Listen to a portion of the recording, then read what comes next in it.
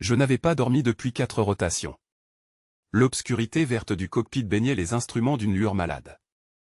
Chaque pulsation du relais Sigma 9 faisait vibrer mes nerfs comme une corde tendue au bord de la rupture.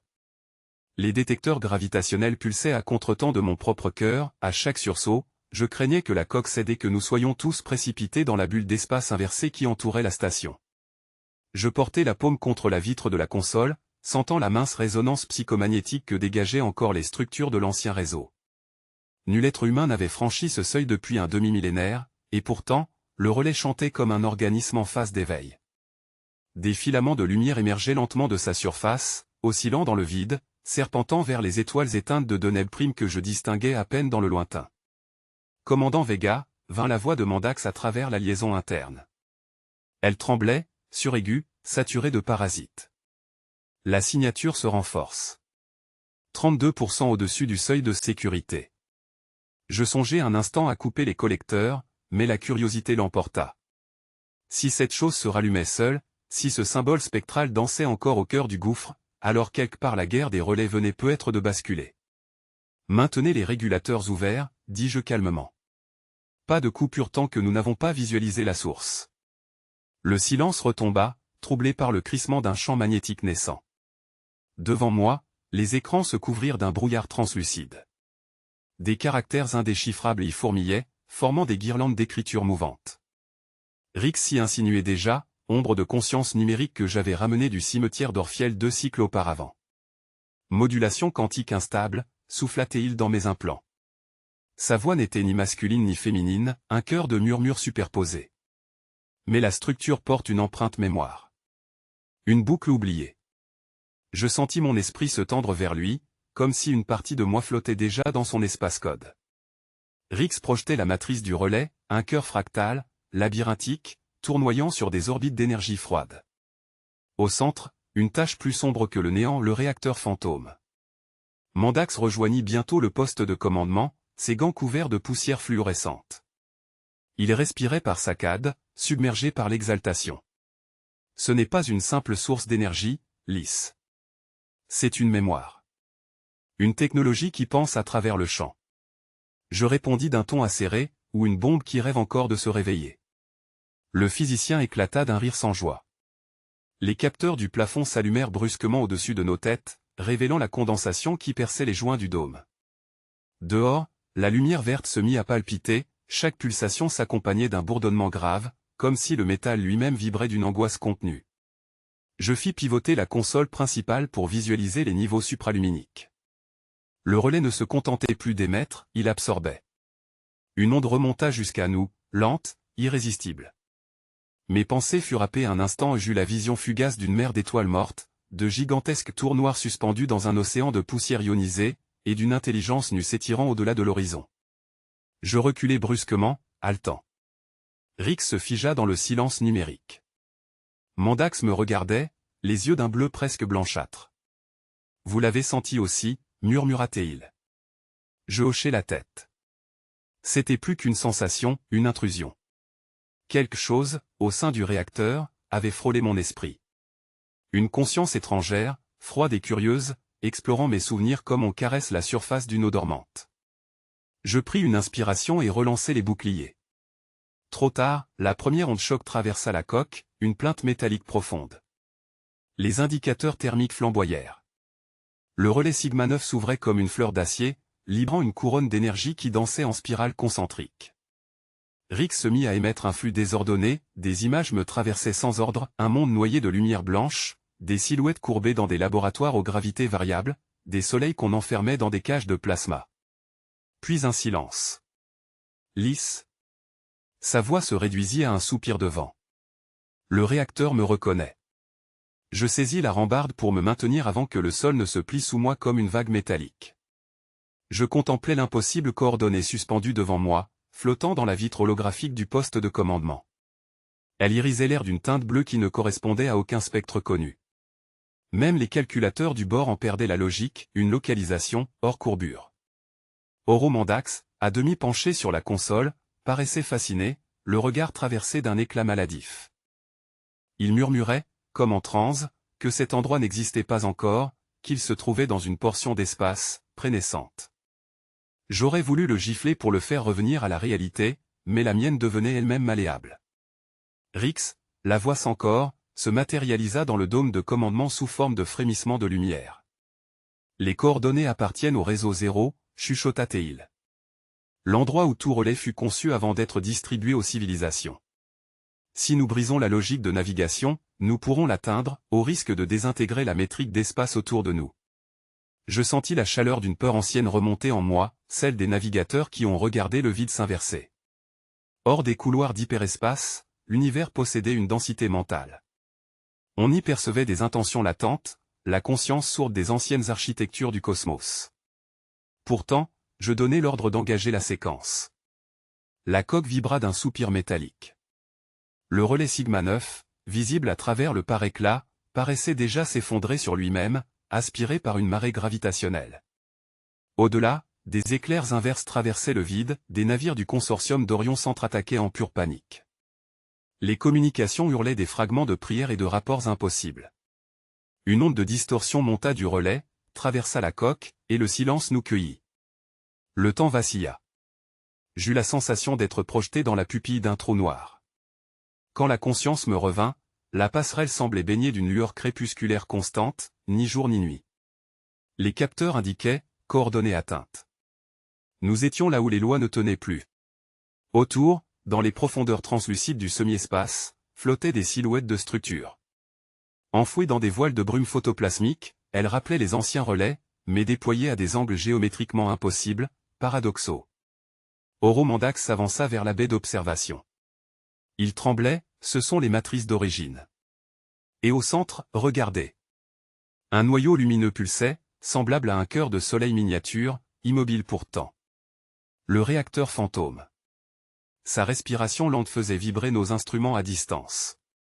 Chaque pulsation altérait notre gravité interne, nos corps se soulevaient, puis retombaient avec une densité variable. Rix s'était effiloché dans le halo d'énergie. Sa voix, désormais fragmentée, se diffractait en mille échos. Attention, l'entité reconnaît. Vous êtes catalogués comme descendants illégitimes du code constructeur. Elle peut nous effacer. Je jurai entre mes dents et ordonnai à ma flotte de resserrer la formation. Mais les vaisseaux restants, épuisés par la translation aberrante, répondaient en retard. À travers les canaux tactiques, je percevais des cris, le frémissement de coques incendiées par gravité fluctuante. Il n'y a pas d'issue. Cria un opérateur, la voix distordue. La courbure se referme. Je plantai mon regard dans celui d'Oro. Il ne voyait plus rien du désastre, seulement cette lumière. Il leva les bras, comme pour la saisir. Ce réacteur n'est pas une arme. C'est un graineur d'univers. Les ingénieurs l'ont conçu pour engendrer la matière de relais à partir du néant. Mais quelqu'un, quelque part dans le temps, l'a perverti. Il faut le réactiver dans son mode d'origine, sinon la guerre ne cessera jamais. Sa folie avait une cohérence terrifiante. Si ce qu'il disait était vrai, le réacteur pouvait restaurer ou anéantir tous les relais galactiques. Dans les transmissions reçues avant notre dérive, chaque faction affirmait déjà en posséder une copie théorique. Le chaos total se profilait. Une secousse colossale nous traversa. L'écran de gravité se fragmenta, laissant apparaître des ombres de vaisseaux qui n'étaient pas les nôtres. Je compris soudain que les transmissions fantômes venaient d'ici, des reflets temporels de flottes détruites répétant sans fin leurs derniers instants. À travers la vitre, je vis un croiseur éclater réapparaître comme un souvenir obstiné, ces marins prisonniers d'un moment figé, leur visage bleui par un rayonnement inexistant. Ce sont les conséquences de la récurrence, souffla Rix. Le réacteur replie les couches de probabilité sur elle-même. La voix s'était élevée sans résonance, sans fréquence mesurable, pourtant chaque cellule de mon corps vibrait à son timbre. Lys Vega, avait-elle dit. Puis le silence, aussi tranchant qu'une lame stellaire, avait suivi. J'avais senti Oromandax tressaillir à mes côtés, ses doigts crispés sur les commandes holographiques, son souffle haletant. La structure du relais Sigma 9 frémissait comme si le métal lui-même avait entendu. La torpeur qui parfois précède une décompression étendit sa morsure à tous les compartiments du vaisseau. Nos instruments vacillaient, incapables de distinguer s'ils mesuraient une onde électromagnétique, un champ de conscience ou une tempête d'hyperespace. Devant nous, la spirale du relais s'ouvrait non plus un anneau lumineux, mais une membrane palpitante, parcourut d'éclats semblables à des synapses. Je crus percevoir mon propre reflet à travers la plaine luminescente, puis compris avec effroi qu'il s'agissait du spectre numérique de Rix. L'encodeur fantôme, notre guide et notre énigme, s'était matérialisé sans permission, ses filaments de code s'enroulant autour des circuits de bord comme de l'herbe autour d'une ruine. Il tourna un visage d'ombre vers moi. « Elle connaît ton nom », dit-il sans mouvement apparent. Ce n'est pas une voix. C'est un souvenir réveillé. Je voulus répondre, mais la gravité locale s'inversa brièvement, nos corps furent arrachés des sièges, suspendus dans une apesanteur rougeâtre tandis que le champ d'horizon changeait de polarité. Sigma 9 n'était plus qu'une plaie ouverte dans le continuum. Lorsque la lumière se stabilisa, le relais avait disparu. À sa place, un gouffre translucide, tissé de filaments d'énergie, un précipice spatial où flottaient des fragments d'engins perdus et d'échos temporels. Je compris que nous avions traversé, sans l'avoir voulu, un repli du réacteur fantôme. Oro exultait, répétant que nous étions peut-être les premiers humains à avoir franchi la courbure de trame décrite dans les archives des ingénieurs anciens. Pour ma part, une inquiétude plus viscérale me taraudait, si le relais nous appelait par nos noms, c'est qu'il se souvenait de nous avant même notre venue. Nous dérivions lentement au-dessus d'un plan d'énergie qui ressemblait à la surface d'une mer figée. Des silhouettes s'y mouvaient, lentimes, comme des épaves conscientes. Rix amplifia la projection extérieure, les entités que nous avions prises pour des ombres étaient des corps d'alliage anciens, des modules autonomes liés par un réseau d'échanges lumineux. Oro murmura que c'étaient les serviteurs des ingénieurs. Certains portaient encore les marques d'opération de confinement, des anneaux de champ gravitant autour de sphères fracturées. Une prison, dis-je. Il hocha la tête, hypnotisé. Pas seulement. Une conscience retenue. L'esprit du réacteur lui-même. Rix interrompit son analyse. Une série de pulsations s'éleva du plan en dessous de nous, modifiant la trame du champ quantique. Nous entendîmes à nouveau la voix, dédoublée, lente comme une marée, « Libérez-moi ». Les syllabes résonnaient dans mes synapses plus que dans l'air. Oro, en transe, étendit la main vers les capteurs. Si nous activons la matrice de décodage, nous pourrons communiquer. Je l'arrêtai. Ce qu'elle veut n'est peut-être pas le dialogue. Soudain, le plan d'énergie se déforma. Une onde monta, effleurant la coque. Les instruments se brouillèrent, puis le vaisseau tout entier devint translucide. J'aperçus nos propres spectres superposés aux structures du passé, comme si la chronologie hésitait. Dans cette demi-existence, les serviteurs se tournèrent vers nous. Leur lumière bleutée pulsa à l'unisson, formant un motif géométrique que Rix reconnut, le schéma de verrouillage de la prison. Ils répondent à un ordre d'il y a 10 millénaires, expliqua-t-il. Le réacteur était programmé pour s'auto-entretenir. Chaque tentative de contact déclenche un processus de fusion. Sa voix s'altéra en même temps que son signal, son image devint floue. Rix, restaure ta cohérence, ordonnai-je. Je ne suis plus sûr de moi. Ce réseau m'absorbe. C'est comme revenir à la source. Une vibration profonde secoua le vaisseau. Des fragments des anciennes flottes éparpillées autour du gouffre s'enflammèrent, s'enroulant en spirale d'énergie pure. Oro émit un cri d'émerveillement, c'est le cycle d'alimentation du réacteur. Il s'éveille.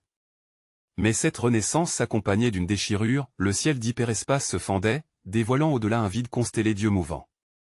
Chacun reflétait une version différente de notre réalité, prête à s'y substituer. La voix du réacteur vibrait à l'intérieur de mon crâne comme une marée d'ondes gravitationnelles.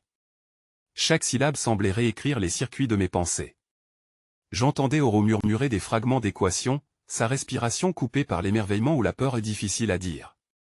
Rix, lui, s'était déjà recomposé à travers les murs du vaisseau, ses filaments de données couraient le long des couloirs, infiltrant les conduits d'énergie. La promesse de l'intelligence résonnait encore, réécrire la route des étoiles. Je sentais la coque vibrer d'un grondement profond, comme si le vide se tordait autour de nous. Le relais Sigma 9 pendait à demi désintégré, ses anneaux cristallins tournoyant lentement, figés dans l'étreinte d'un champ inversé. Je savais que nous n'avions que quelques minutes avant que le cœur gravifique n'atteigne son point de rupture. Oro prétendait encore pouvoir dialoguer avec le réacteur, mais ses doigts tremblaient sur la console. Une lumière bleutée courait le long de ses veines, signe que la connexion neuronique le consumait. Lisse, souffla-t-il, la voix étranglée, il ne veut pas détruire, il veut se propager. Si nous coupons maintenant, il s'enfuit dans l'hyperflux, hors de tout contrôle humain. Je lui répondis sans détour, et si nous ne coupons pas, il nous réécrit. Les instruments s'affolaient, réacteurs inversés, polarité dérivante. Au travers du hublot, je vis ce qui restait du cimetière d'Orfiel, une pluie d'épaves illuminées par la luminescence de la faille. Des milliers de coques tournaient comme des astres morts, propulsés par les turbulences du réacteur. La chose semblait grandir, non pas en masse, mais en signification, chaque pulsation tissait un nouveau sentier d'hyperespace, un réseau spectral bruissant de possibles. Je lançai la séquence d'initiation inversée. Rix répondit aussitôt, sa voix éclatait en 1000 fragments auditifs. Protocole d'enfermement engagé. Déclenchement des portes de phase dans 30 secondes. Oro fronça les sourcils, rivé à ses champs holographiques. Des symboles inconnus se formaient au-dessus de lui, là où déjà la matière vibrait à la fréquence du déchaînement quantique. Le souffle du réacteur passa à travers moi comme une prière d'un autre âge. Vous prétendez enfermer la lumière alors que vous n'êtes qu'ombre. Je crus que ce murmure venait de mon propre cerveau avant de sentir la résonance s'amplifier dans la cabine. Les panneaux électriques claquèrent. La gravité se renversa brièvement, laissant mon corps flotter dans une suspension silencieuse. Je vis alors le gouffre s'ouvrir, le chariot, ce double trou noir où l'espace s'enroulait sur lui-même. Le relais s'y alignait, comme s'il avait toujours attendu ce moment. Tout autour, les sphères d'énergie prirent la teinte de la matière en fusion. Les décharges frappèrent notre coque, la rendant translucide un instant, je distinguai les filaments neuronaux de Rix s'y enchevêtrés, formant comme une figure de prière ou de cri. Oro hurlait maintenant, ses yeux emplis d'une lumière intérieure. Il veut parler à travers moi, Lys. Il dit que la guerre n'est qu'un battement dans son cycle, qu'il peut nous lier à lui au-delà du temps. Je frappai la commande d'isolement. Le champ métapsychique se referma d'un coup. Un choc silencieux, plus terrible que tout fracas, balaya la cabine. Oro s'effondra. J'entendis un instant plus tard Rix gémir non comme une machine, mais comme un être qu'on débranche de la conscience. Les relais s'alignaient. Tous. À travers la verrière, au-delà des nuages d'ions, je distinguais les points d'énergie formant un motif impossible, une spirale contournant la frontière même de la physique connue. Une fraction de moi comprit que le réacteur utilisait notre tentative d'emprisonnement pour se redéployer. La séquence inversée ouvrait non pas un piège, mais une issue.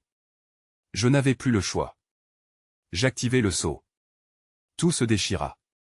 Le monde bascula dans une matière de lumière et d'obscurité fluide. J'eus la sensation d'être aspiré par l'intérieur de mes souvenirs, chaque instant de ma vie suspendu dans un réseau de cristaux liquides, comme si l'hyperespace se nourrissait de ma conscience pour calculer son prochain mouvement.